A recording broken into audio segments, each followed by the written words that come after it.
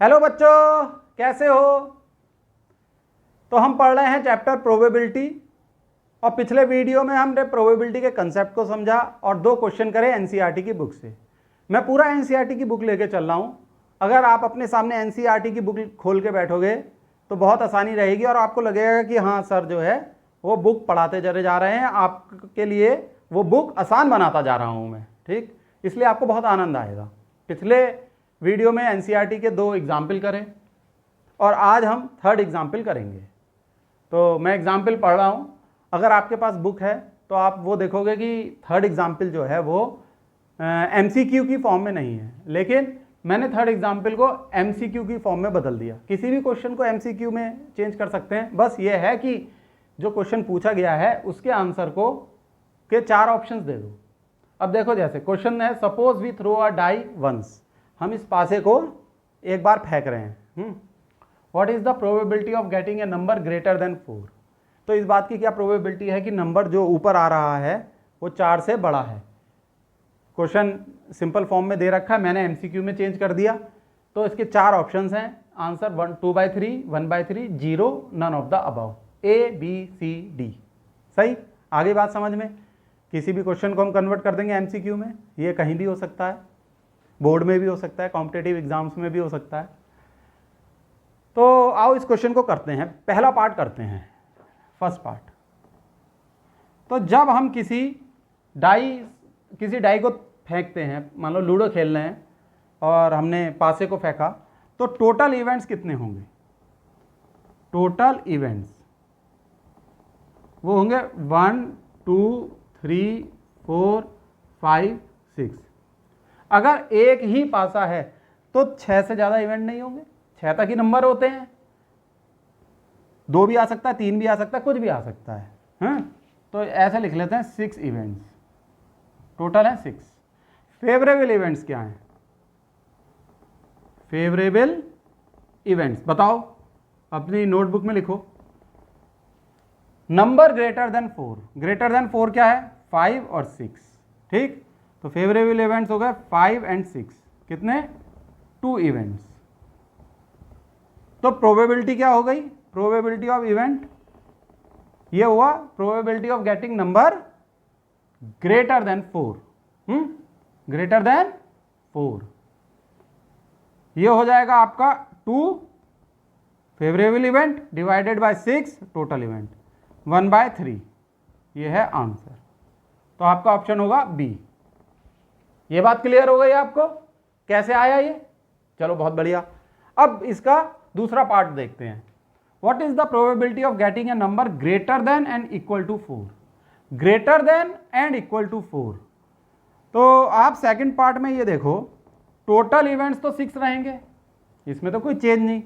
Favourable event क्या होगा, favourable, फिर लिखो अपनी नोटबुक में कितने इवेंट, ग्रेटर देन और इक्वल टू 4।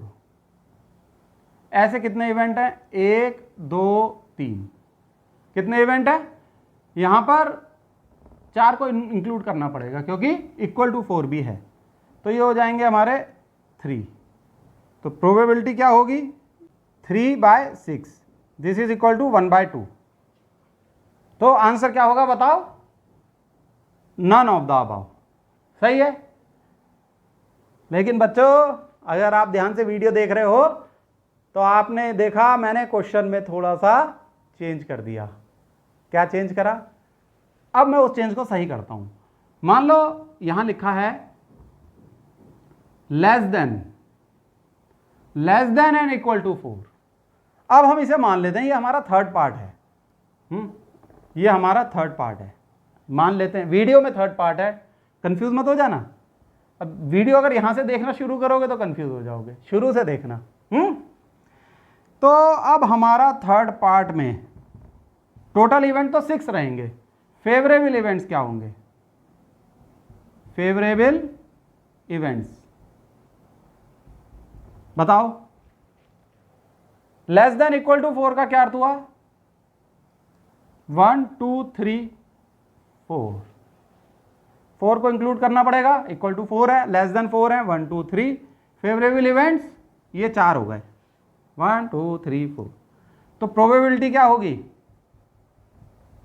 ये होगी आपकी 4/6 विच इज 2/3। तो इस केस में क्या होगा आंसर, 2/3, यानी ए आंसर होगा। अगर कंफ्यूज ना हो रहे हो तो एक बात और बताऊं, इस क्वेश्चन को एक तरीके से और पूछा जा सकता है। बता दूं, ठीक है। कंफ्यूज मत हो जाना बच्चों, अभी आप छोटे हो, कभी कंफ्यूज हो जाओ। एनसीईआरटी में तो 2 ही पार्ट हैं, 1 और 2। मान लो ये पूछ ले लेस देन 4, लेस देन 4। अब कुछ बच्चे तो ये सोच रहे हो क्या सर छोटी सी बात पूछ रहे हो और हमसे कह रहे हो कंफ्यूज हो जाओगे। अरे होशियार बच्चे हैं, होना भी चाहिए। चलो इसे हम 4th पार्ट मान लेते हैं। What is the probability of A number getting less than 4? बताओ, इसमें कोई खास बताने वाली बात नहीं है। फेवरेबल इवेंट्स क्या होंगे, बताओ बताओ, लिखो अपनी नोटबुक में। लेस देन 4 में 4 को इंक्लूड नहीं करेंगे। 1 2 3, इट इज 3। तो प्रोबेबिलिटी क्या हो जाएगी, 3/3 डिवाइडेड बाय क्या, टोटल नंबर ऑफ इवेंट्स कितने हैं, 6, विच इज 1/2। यहां पर होगी 1/2। यहां भी ऑप्शन क्या होगा, नन ऑफ द अबव।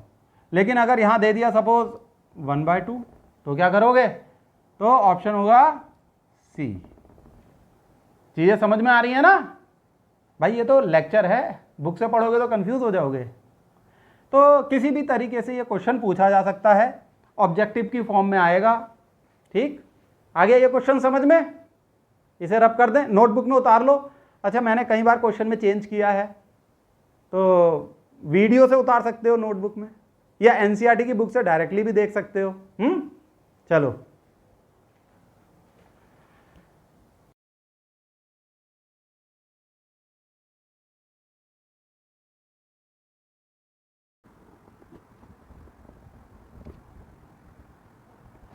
बच्चों, एग्जाम्पल 3 में एक खास बात और आपको बता दूं, बहुत इंपॉर्टेंट बात है। अगर हम इन 2 इवेंट को कंसीडर करें, probability of getting number greater than 4 पहला, और दूसरा probability of getting a number less than और इक्वल टू 4। तो पहला अगर इवेंट ई है और दूसरा इवेंट है एफ, तो इसमें फेवरेबल इवेंट होंगे 5 और 6, एफ में होंगे 1 2 3 4, और टोटल इवेंट कितने हो जाएंगे हमारे, 1 2 3 4 5 एंड 6। ये हम पढ़ चुके हैं। और पीई हमारा क्या निकला, मीन्स पहले की प्रोबेबिलिटी वो निकली, यहां 2 इवेंट, यहां 6, 2/6 विच इज 1/3। और पी एफ क्या निकला था हमारा, यहां 4 और यहां 6, 4/6 विच इज 2/3।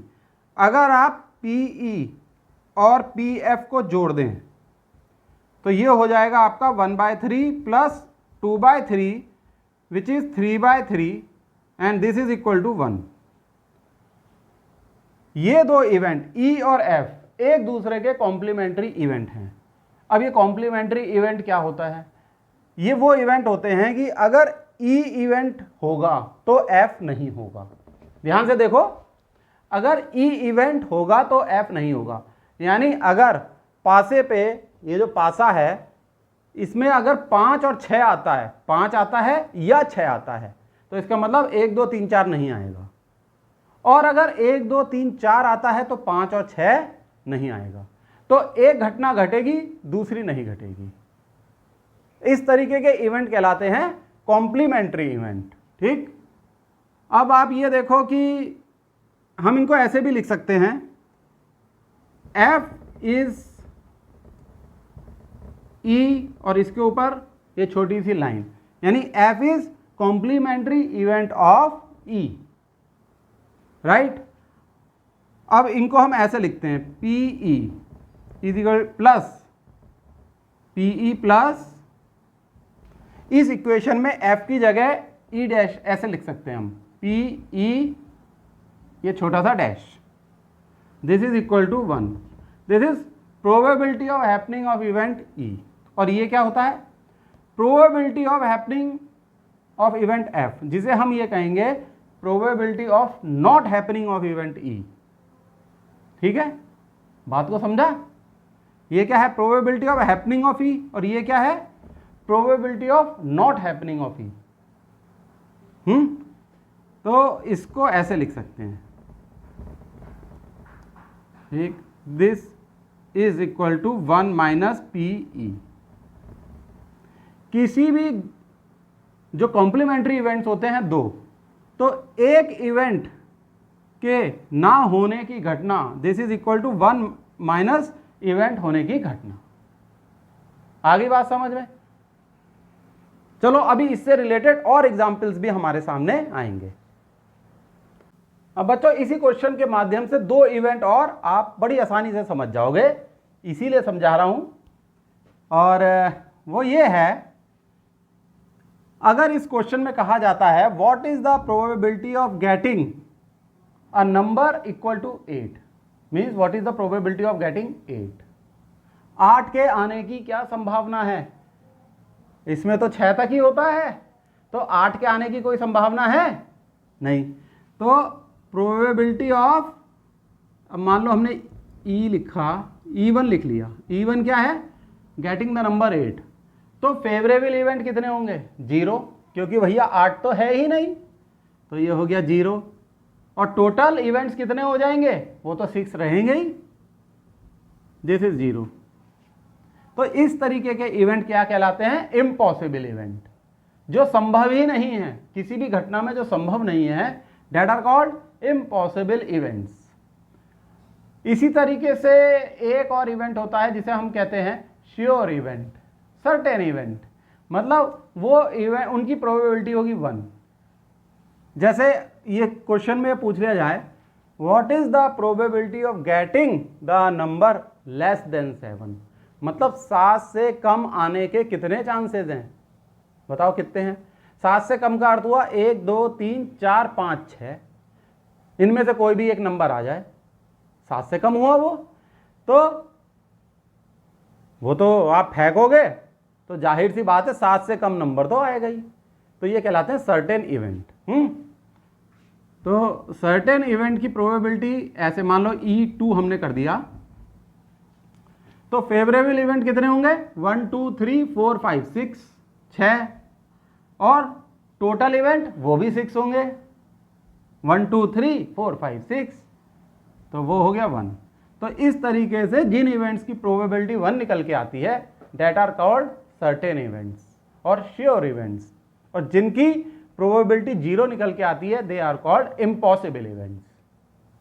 समझ गए इस एग्जाम्पल के माध्यम से? अब धीरे धीरे और एग्जाम्पल हमारे सामने आएंगे, ठीक।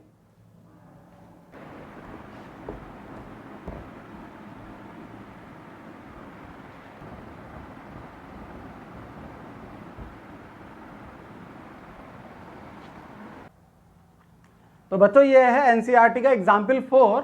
1 card is drawn from a well shuffled deck of 52 cards.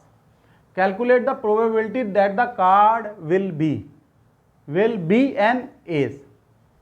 तो भाई एक ताश की गड्डी है, वेल शफल्ड है, यानी सही से फेंटा गया है उसे, यानी कि चीटिंग की कोई गुंजाइश नहीं है, तभी तो लिखा well shuffled. Deck means card की गड्डी ऑफ 52 कार्ड्स, मतलब कार्ड की गड्डी में 52 कार्ड्स हैं। कितने हैं? 52, यानी कोई जोकर ऐड नहीं किया गया, एक भी जोकर ऐड कर देते तो 53 हो जाते हैं। 52 क्लियर लिख दिया साहब, 52 पत्ते हैं। अब ये निकालो कि साहब जब हमने एक पत्ता खींचा तो वो इक्का है।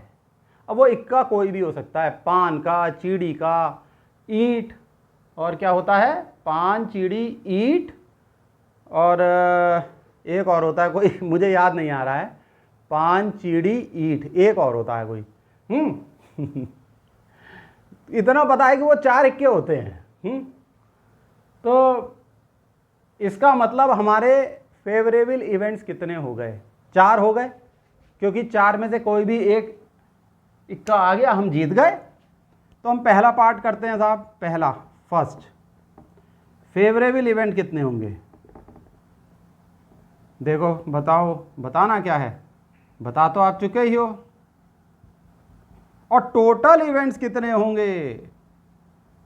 TOTAL, टोटल इवेंट्स, टोटल यानी 52 इवेंट्स, क्योंकि कोई भी पत्ता आ सकता है। अब मान लो चीड़ी का दहला आ जाए तो वो क्या कहलाएगा?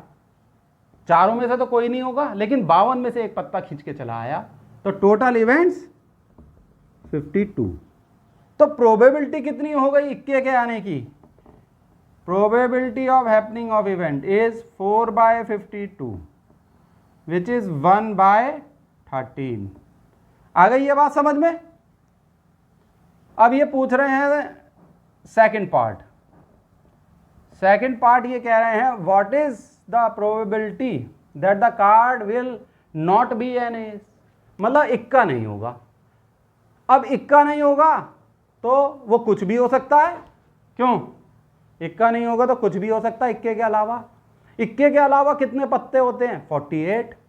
तो फेवरेबल इवेंट कितने हो जाएंगे इस केस में? 48 हो जाएंगे। भाई इक्का नहीं आना, बाकी कुछ भी आ सकता है। बाकी कुछ भी का क्या अर्थ है? 48 पत्तों में से कोई भी एक निकल के आ सकता है। तो इसमें फेवरेबल इवेंट कितने हो जाएंगे? फेवरेबल इवेंट्स ये हो जाएंगे 48, और टोटल इवेंट्स तो हमें पता ही है, बहुत अच्छे से पता है। कार्ड के केस में टोटल इवेंट 52, और इसे हम ले लेते हैं PF, this is equal to 48/52। PF means probability of the card will not be an ace, card इक्का नहीं है। तो ये कितना हो गया भाइयों? 12/13, 12/13 इज द आंसर। हाँ ठीक है, ये बात भी समझ में आ गई। तो बच्चों इस तरीके की बातें थोड़ा ध्यान में रखना। ध्यान में क्या रखना है भाई कि कार्ड में 52 पत्ते होते हैं, उसके टोटल इवेंट 52, ठीक। और इसी तरीके से डाइज में टोटल इवेंट 6, क्योंकि उसमें 6 नंबर होते हैं एक डाइज में। चलो अच्छा, इसमें एक चीज और नोट करो, इसमें ये कि PE plus PF is equal to 1, इन दोनों को जोड़ दो। चलो पूरा जोड़ के दिखा देते हैं बच्चों को। 1 + 13/12/13 विच इज इक्वल टू 1। तो ये दोनों इवेंट एक दूसरे के कॉम्प्लीमेंट्री हैं। अगर ये इवेंट होगा तो ये नहीं होगा, ठीक है, ये नहीं होगा। तो इसको हम ऐसे भी लिख सकते हैं, means F is the complementary event of E। F घटित होगा तो E घटित नहीं होगा, E घटित होगा तो F घटित नहीं होगा। सही है? हाँ, ये टिक लगाना तो भूल ही गए। पहले में ये 1/13 C और दूसरे में 12/13 A। This is our answer. तो ये NCERT के क्वेश्चन को MCQ में कन्वर्ट कर दिया, 4 ऑप्शन देके। ठीक है, आ गया मजा? ये है बच्चों हमारा एग्जाम्पल 5। पढ़ देता हूं मैं। 2 players Sangeeta and Reshma play a tennis match. It is known that the probability of Sangeeta winning the match is 0.62. What is the probability of Reshma winning the match? तो भाई संगीता और रेशमा दो सहेली हैं, दोनों टेनिस मैच खेल रही हैं। संगीता के जीतने की प्रोबेबिलिटी 0.62 है, तो रेशमा के जीतने की क्या प्रोबेबिलिटी होगी? तो PS क्या हुआ बताओ? 0.62। PS का क्या अर्थ हुआ? बिल्कुल सही समझ गए आप, probability of Sangeeta winning the match. तो PR क्या होगा? Probability of Reshma winning the match. ये तो आप बहुत जल्दी समझ गए। अब आप ये देखो, ये दोनों कॉम्प्लीमेंट्री इवेंट्स हैं। कॉम्प्लीमेंट्री मीन्स कि अगर एक इवेंट होगा तो दूसरा नहीं होगा। अगर संगीता जीतेगी तो रेशमा नहीं जीतेगी, और रेशमा जीतेगी तो संगीता नहीं जीतेगी। अभी ड्रॉ भूल जाओ, एक ना एक को तो जीतना है।